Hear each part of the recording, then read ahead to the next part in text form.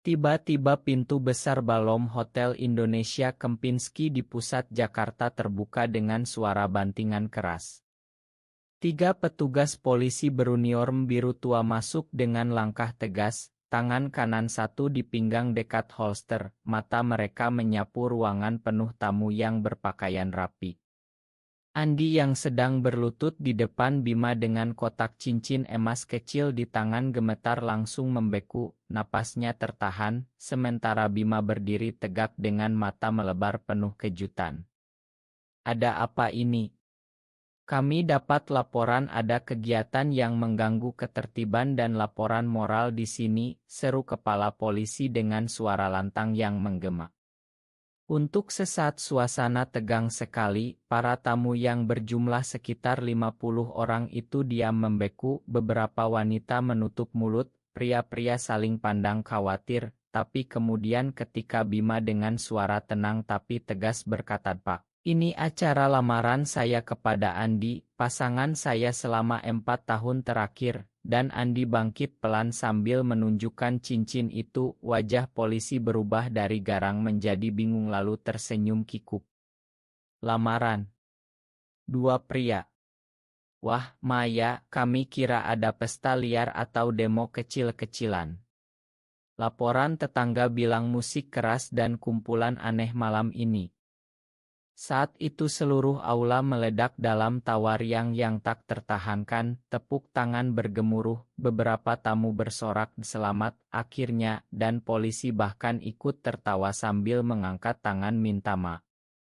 Andi merasa dunia berputar, campuran antara lega, bahagia, dan ketakutan yang lama tersimpan di dada. Ia memeluk Bima erat di depan semua orang, air mata mengalir tanpa bisa ditahan, sementara cincin itu akhirnya melingkar di jari Bima. Momen itu seperti mimpi yang jadi nyata, tapi di balik senyumnya Andi tahu perjalanan mereka jauh dari selesai. Semua dimulai 4 tahun lalu di sebuah kai kecil di kawasan Senopati. Andi saat itu baru pindah dari Surabaya ke Jakarta untuk bekerja di agensi pemasaran besar, hidupnya penuh rahasia. Ia anak tunggal dari keluarga Jawa yang taat, ayahnya seorang pengusaha tekstil konserati yang selalu bilang laki-laki harus punya istri dan anak laki-laki. Andi menyembunyikan identitasnya sejak SMA, merasa bersalah setiap kali melihat foto keluarga di ponsel. Hari itu hujan deras, ia masuk kai basah kuyup mencari Wi untuk meeting online. Bima, desainer Grace Relance yang duduk di meja pojok dengan laptop, melihatnya dan tersenyum ramah, "Kamu kelihatan butuh handuk, nih pinjam jaketku dulu." Percakapan kecil itu berubah jadi obrolan panjang tentang desain, musik, dan mimpi-mimpi kecil. Bima terbuka, punya lingkaran teman yang mendukung, sementara Andi selalu waspada. Tapi ada sesuatu di mata Bima yang membuat Andi merasa aman untuk pertama kalinya. Mereka bertukar nomor, bertemu lagi minggu berikutnya, lalu semakin sering. Andi merasa hatinya meleleh setiap Bima bilang, "Kamu gak sendirian lagi, aku di sini." Tapi Andi belum berani bilang ke siapapun, bahkan ke sahabatnya di kantor. Malam-malam mereka menghabiskan waktu di apartemen kecil Bima di Kemang, bicara sampai subuh tentang tekanan masyarakat Indonesia yang masih sulit menerima, tentang bagaimana banyak teman mereka pindah ke luar negeri karena lelah disembunyikan. Andi belajar banyak dari Bima, belajar bahwa mencintai sesama jenis bukan dosa, tapi bagian dari siapa dirinya. Tapi setiap kali telepon dari ibunya di Surabaya, "Kapan pulang, Nak? Ayah sudah siapin calon untukmu." Andi merasa dada sesak. Ya bohong, bilang sibuk kerja, padahal hatinya perang. Hubungan mereka tumbuh pelan, penuh hati-hati. Mereka tidak pernah pegangan tangan di tempat umum, tidak pernah foto berdua di media sosial. Tapi di balik itu, cinta mereka dalam. Bima selalu sabar, "Kita ambil waktu yang kamu butuh, sayang." 1 tahun kemudian, di ulang tahun Andi yang ke-27, Bima mengajaknya liburan ke Bali, ke pantai yang sepi di Uluwatu. Di sana, di bawah bintang, Bima pertama kali bilang, "Ya, aku cinta kamu, Andi, dan aku mau kita bersama selamanya." Andi menangis, merasa untuk pertama kali hidupnya punya arah. Mereka kembali ke Jakarta dengan janji untuk terus berjuang. Tapi tantangan datang cepat. Teman sekantor Andi, seorang desainer bernama Rina, mulai curiga karena Andi sering pulang malam dan selalu tersenyum sendiri. Andi belum siap, tapi Bima bilang, "Suatu hari kamu harus berani untuk kita." Kini, di aula yang masih penuh tawa itu, Andi memandang Bima yang tersenyum lebar, cincin di jarinya berkilau. Polisi sudah pergi dengan senyum minta maaf, tamu-tamu mendekat memberi selamat. Tapi di kepala Andi, bayangan ayah dan ibunya di Surabaya muncul, apa yang akan mereka bilang kalau tahu.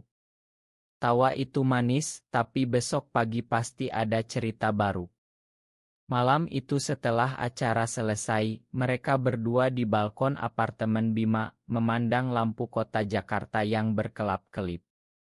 Andi bersandar di bahu Bima, "Hari ini aku merasa hidup, Bi. Tapi aku takut besok." Bima mencium keningnya pelan, "Kita hadapi bersama, seperti selalu." Angin malam membawa harapan dan ketakutan bercampur. Pagi berikutnya berita kecil tentang lamaran dua pria yang digerebek polisi tapi malah jadi tawa sudah beredar di grup WhatsApp teman-teman mereka. Andi membuka ponsel dengan tangan dingin, melihat oto-oto dari tamu yang diunggah diam-diam, Caption Deloiwins. "Selamat untuk Andi Bima." Ia tersenyum tipis, tapi perutnya mual. Di kantor, rekan kerja mulai melirik aneh, bisik-bisik di pantry. Bosnya memanggil, "Andi, kamu baik-baik saja? Ada yang ingin kamu ceritakan?" Andi menggeleng, pura-pura sibuk proyek besar klien otomotif. Tapi dalam hati ia tahu, rahasia yang selama ini dijaga rapat mulai retak. Bima di sisi lain, sebagai relancer, lebih santai. Ia kirim pesan, "Jangan takut, sayang. Kita sudah langkah besar kemarin." Andi ingat bagaimana mereka hampir putus 2 tahun lalu karena tekanan keluarga. Saat itu ibu Andi datang ke Jakarta tanpa pemberitahuan, menginap di apartemen Andi. Ia menemukan Oto Bima di laci, bertanya, "Siapa ini? Kok sering muncul?" Andi panik, bilang teman kerja. Tapi malam itu Andi telepon Bima sambil menangis, "Aku nggak bisa terus begini, Bi. Aku sayang kamu tapi aku takut kehilangan keluarga." Bima datang malam-malam, memeluknya di teras, "Kamu nggak harus pilih, kita cari cara."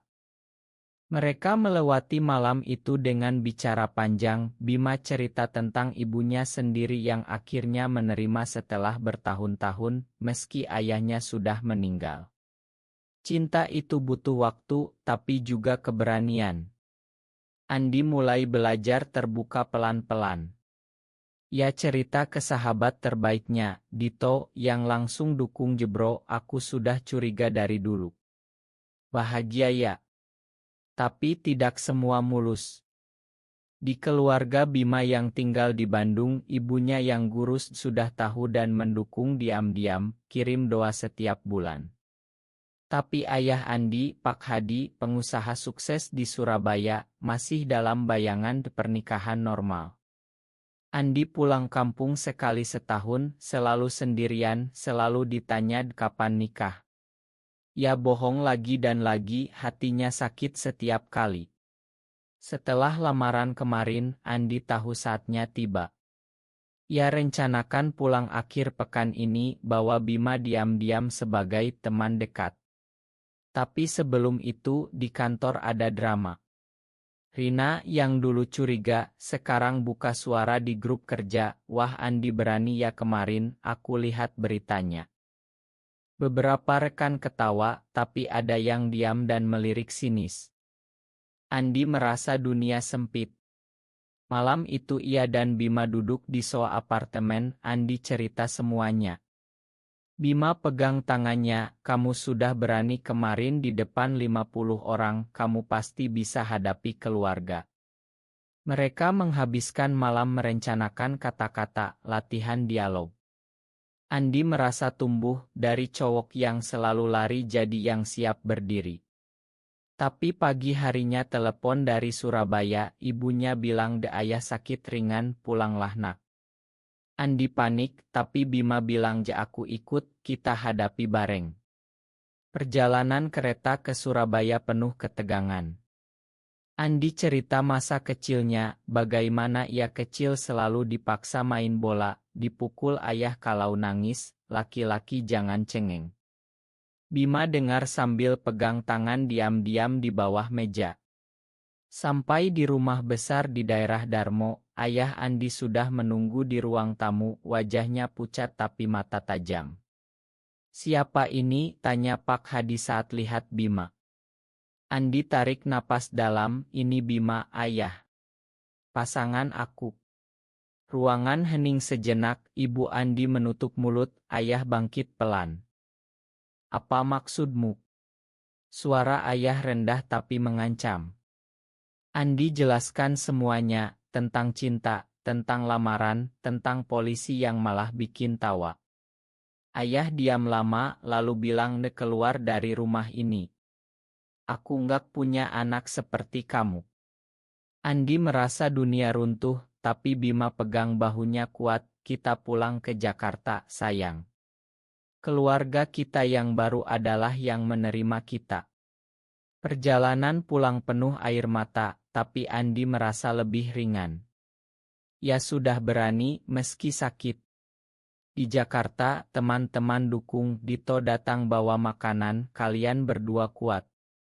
Andi mulai terapi online untuk atasi rasa bersalah, Bima selalu ada. Hubungan mereka makin dalam, bukan lagi rahasia tapi pilihan sadar. Tapi Andi tahu, ini baru awal perjuangan. Berita lamaran itu semakin menyebar, ada artikel kecil di media lokal lamaran romantis dua pria di hotel mewah digerebek polisi, malah jadi momen lucu. Andi baca sambil geleng-geleng, campur bangga dan khawatir. Di kantor, suasana berubah. Beberapa klien batal meeting, bos panggil Andi ke ruangan, kamu hebat berani, tapi perusahaan kita konserati, tolong jaga image. Andi mengerti, ia ambil cuti seminggu untuk tenang. Bima di sisi lain sibuk proyek desain untuk klien luar negeri yang lebih terbuka. Mereka habiskan waktu bersama, jalan-jalan ke Taman Suropati, pegangan tangan diam-diam saat malam. Andi cerita tentang mimpi kecilnya dulu, ingin punya keluarga tapi takut. Bima bagi cerita masa kecilnya di Bandung, bagaimana ia keluar dari rumah saat 18 tahun setelah ayah marah besar. Aku hampir putus asa, tapi kemudian aku temukan komunitas yang dukung. Andi belajar dari itu, mulai ikut grup dukungan online untuk klub di Indonesia. Di sana ia dengar cerita mirip, banyak yang putus asa, banyak yang kuat. Satu malam ada pertemuan kecil di kai rahasia di Cikini, Andi ajak Bima. Di sana mereka bertemu pasangan lain yang sudah 10 tahun bersama, cerita tentang bagaimana mereka hadapi keluarga dan masyarakat. Andi merasa tidak sendirian lagi. Tapi ujian datang lagi. Sahabat Andi sejak kuliah, seorang bernama Rea, yang dulu tahu rahasianya tapi janji diam, tiba-tiba hubungi ayah Andi di Surabaya. Rea bilangnya aku khawatir sama Andi, Om. Dia lagi salah jalan. Entah kenapa Rea lakukan itu, mungkin iri, mungkin takut Andi bahagia sementara dia sendiri gagal nikah. Telepon dari ayah datang malam itu, suara marah, kamu bikin malu keluarga. Rea bilang kamu lakukan hal haram. Andi shock, Bima pegang ponsel ikut dengar.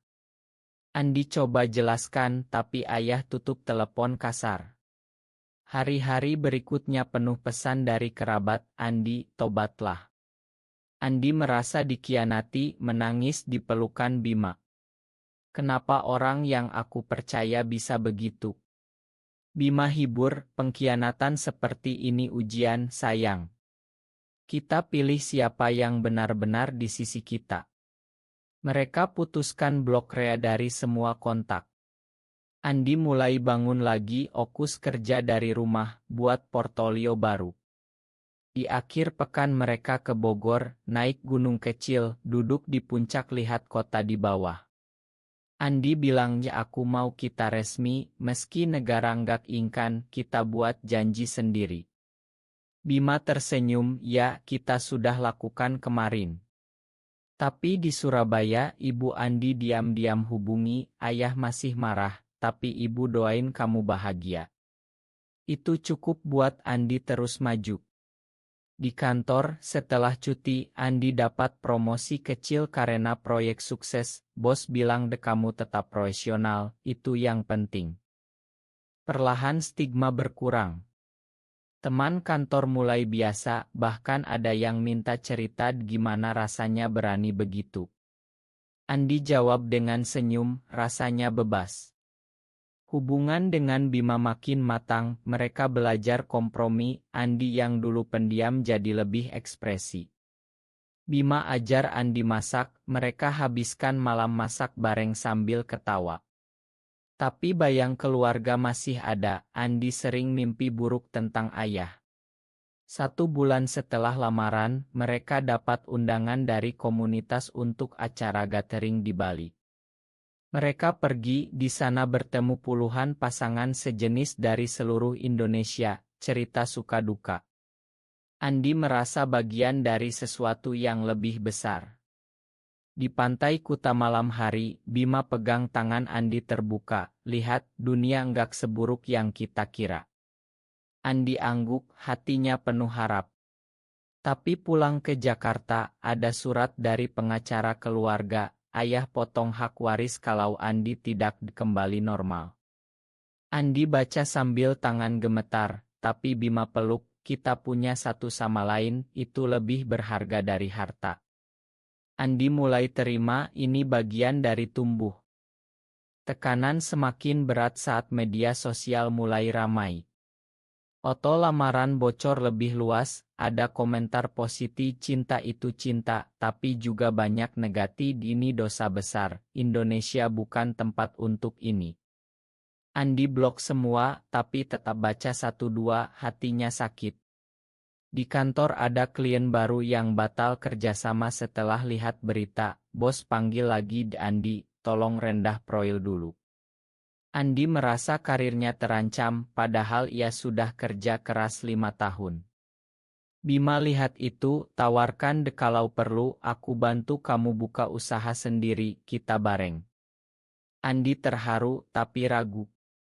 Malam itu mereka debat panjang, Andi bilang ya aku takut gagal, Bi. Aku sudah kehilangan keluarga, jangan sampai kehilangan kerja juga. Bima jawab sabar, kamu kuat, kita rencanakan pelan. Mereka mulai buat rencana bisnis kecil, studio desain bersama. Tapi sebelum itu, ada perjalanan ke Surabaya lagi, kali ini Ibu Andi yang minta ketemu diam-diam di KAI. Ibu datang sendirian, mata sembab, ayah masih marah, tapi ibu kangen. Cerita tentang Bima, nak. Andi cerita panjang tentang bagaimana Bima ubah hidupnya jadi lebih baik, tentang tawa di aula itu. Ibu dengar sambil nangis, akhirnya peluk Andi Ibu terima, asal kamu bahagia. Itu seperti angin segar. Tapi pulang, ayah tahu dan marah besar ke ibu. Andi merasa bersalah, tapi Bima bilang kamu nggak salah, ini perjuangan mereka juga. Di Jakarta, bisnis kecil mulai jalan, mereka dapat klien pertama dari teman komunitas. Andi resign dari kantor lama dengan hati ringan, mulai hidup baru. Tapi ada momen krisis besar. Suatu hari Bima dapat tawaran kerja di Singapura, gaji besar, kontrak 2 tahun. Bima bilang aku nggak mau ninggalin kamu, tapi ini kesempatan. Andi panik, kalau kamu pergi aku gimana? Mereka bertengkar pertama kali besar. Andi tuduh Bima egois, Bima bilang Andi tidak dukung mimpi. Malam itu Andi tidur di sofa, menangis sendirian. Pagi harinya Bima minta maaf, aku tolak tawaran itu. Kamu lebih penting. Andi peluk erat, Ma, aku takut kehilangan lagi. Mereka belajar bahwa cinta butuh pengorbanan tapi juga komunikasi. Bisnis mereka tumbuh, dapat proyek dari brand lokal yang progresi. Andi mulai aktif di komunitas, bicara di acara kecil tentang identitas dan penerimaan diri. Ia merasa tumbuh dari cowok ketakutan jadi yang menginspirasi orang lain. Tapi keluarga masih jadi luka. Ayah kirim pesan terakhir, jangan pernah pulang kalau masih begitu. Andi baca berulang, lalu hapus. Ia putuskan fokus ke depan.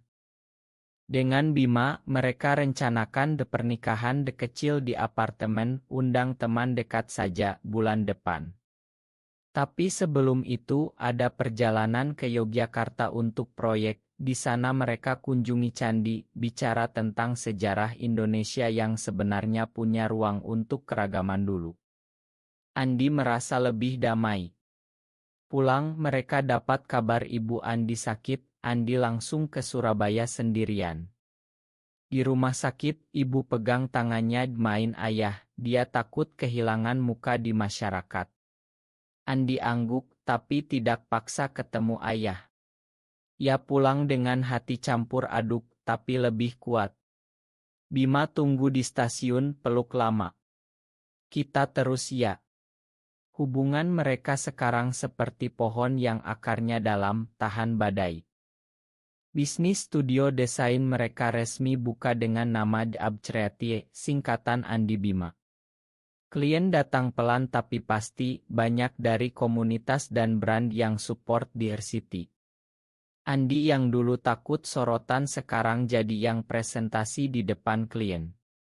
Bima bangga, sering bilang kamu berubah jadi RC terbaikmu. Tapi ada ujian lagi saat ayah Bima yang sudah lama tak komunikasi tiba-tiba datang ke Jakarta tanpa kabar. Ayah Bima, pensiunan guru, datang ke studio, lihat mereka kerja bareng. Aku dengar dari ibumu. Suaranya datar. Mereka duduk di kai dekat, ayah cerita aku lama marah, tapi umur sudah tua, aku mau lihat anakku bahagia. Bima nangis, Andi pegang bahunya. Ayah akhirnya peluk Bima, Ma sudah lama. Itu momen penyembuhan untuk Bima. Andi lihat itu, berharap ayahnya juga suatu hari. Tapi di Surabaya situasi berbeda. Ayah Andi sakit parah, stroke ringan. Ibu telepon minta Andi pulang. Andi dan Bima pergi bersama, kali ini Bima ikut masuk rumah. Ayah diranjang, lemah, lihat mereka berdua. Suara ayah pelan ke kamu. Bahagia. Andi angguk, cerita singkat tentang bisnis, tentang hidup. Ayah diam lama, lalu bilang mungkin aku salah. Tapi susah ubah pikiran tua. Bukan ma penuh, tapi langkah. Andi peluk ayah pelan, pertama kali setelah bertahun. Mereka tinggal seminggu, bantu rawat, bicara pelan. Ayah mulai tanya tentang Bima, dia baik sama kamu. Andi jawab ya. Kembali ke Jakarta, Andi merasa beban hilang sebagian.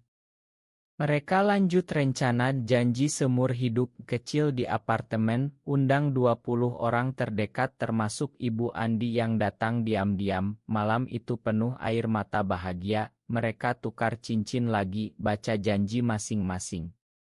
Andi bilang kamu ajar aku jadi diri sendiri. Bima bilang kamu ajar aku sabar dan kuat. Tamu tepuk tangan, ibu Andi peluk mereka berdua. Tapi masyarakat masih ada yang melawan.